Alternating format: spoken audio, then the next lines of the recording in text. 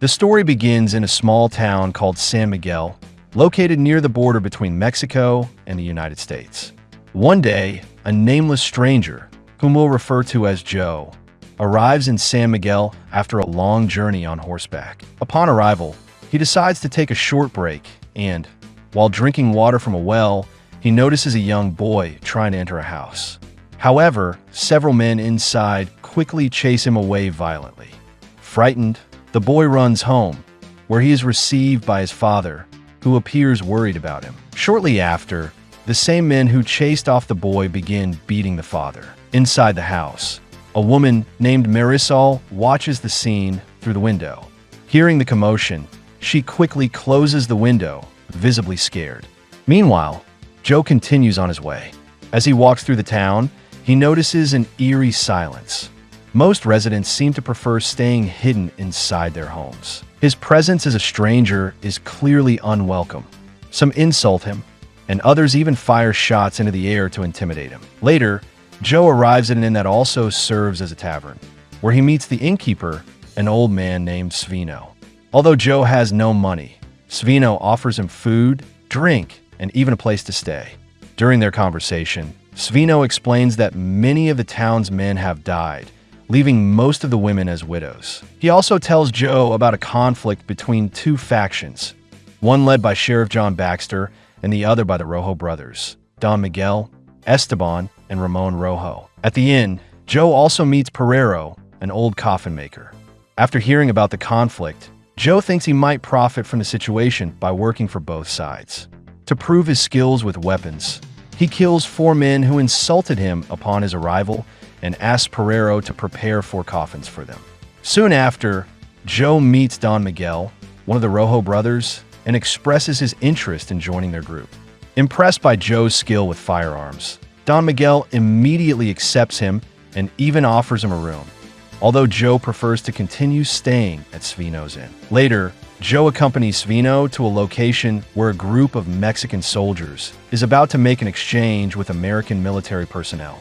From a distance, Svino tells him the Mexican soldiers are carrying a wooden chest full of gold, which they intend to trade for weapons. However, as the soldiers approach the river, they are ambushed and massacred by men disguised as American soldiers. To Joe's surprise, the attackers are actually the Rojo brothers and their gang, in disguise, seeking to steal the gold. Upon discovering this, Joe devises a plan to exploit the situation. That night, he returns to the massacre site, takes 2 of the dead Mexican soldiers, and brings them to the cemetery. Instead of burying them, he props them up against a tombstone to make it look like they're still alive and resting. He then informs the Rojo brothers that 2 Mexican soldiers survived and are hiding in the cemetery. Shocked, since they were certain everyone had been killed, the brothers rush to the cemetery to eliminate the supposed survivors, leaving behind one of their men, Chico, to guard the stolen gold at their ranch. As part of his plan, Joe also meets with Sheriff John Baxter and tells him about the Rojo brothers' involvement in the massacre of the Mexican soldiers, who were transporting a chest full of gold.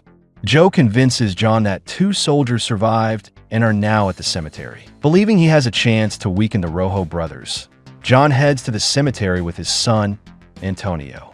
Meanwhile, Joe takes advantage of the distraction to sneak into the Rojo brothers' ranch. There, he incapacitates Chico, the man guarding the loot, and finds the stolen gold. While he plans to take it, he is interrupted by someone entering the place. Thinking it might be Chico or another Rojo member, Joe prepares to confront them. However, it turns out to be Marisol, and Joe, surprised, accidentally strikes her, knocking her unconscious. Joe discovers that the boy who had tried to enter the house at the beginning of the story is Marisol's son, who was trying to see her.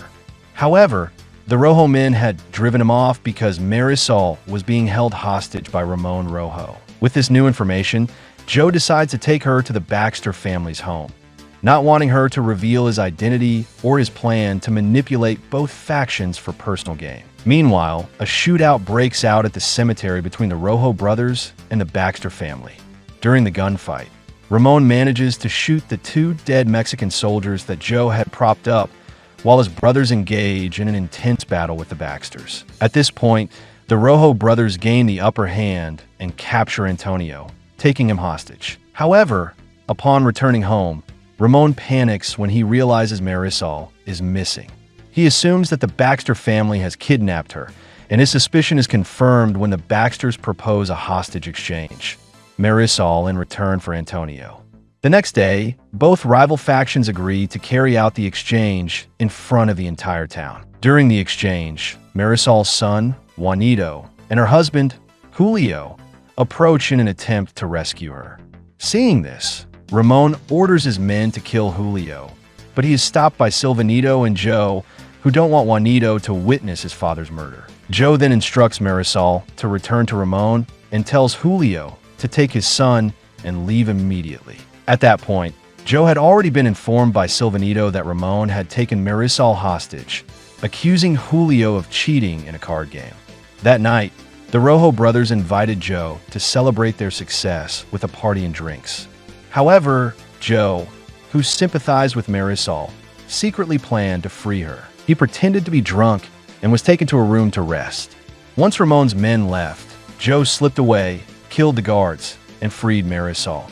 He then destroyed the place where she was being held to make it look like the Baxter family had attacked it. Afterwards, he took Marisol to reunite with Julio and their son.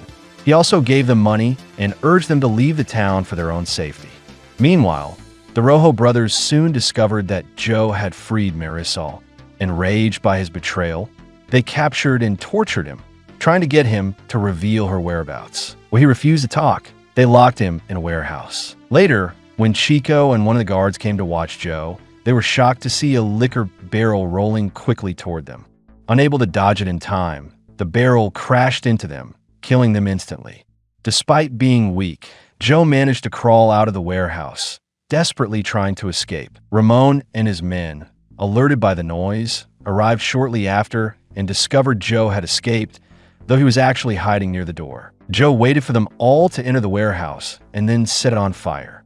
Although Ramon and his men managed to escape, the flames quickly spread.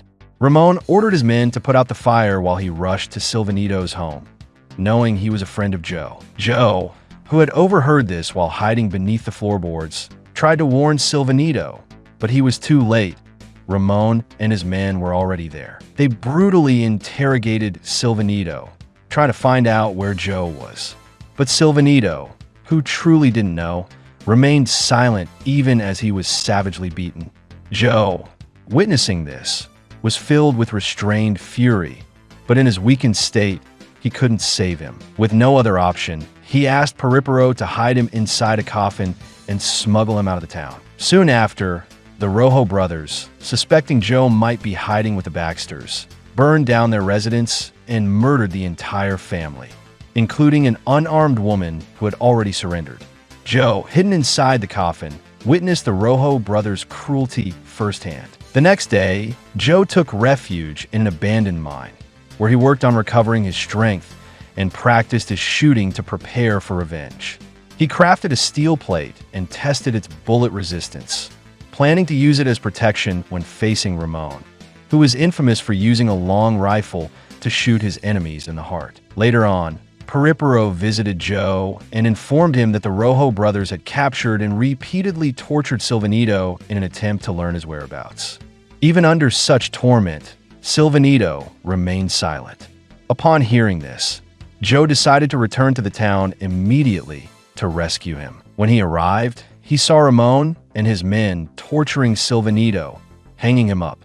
Anticipating Joe's arrival, Ramon fired at him the moment he appeared, bringing him down. But to everyone's surprise, Joe got back up as if the bullet had done nothing.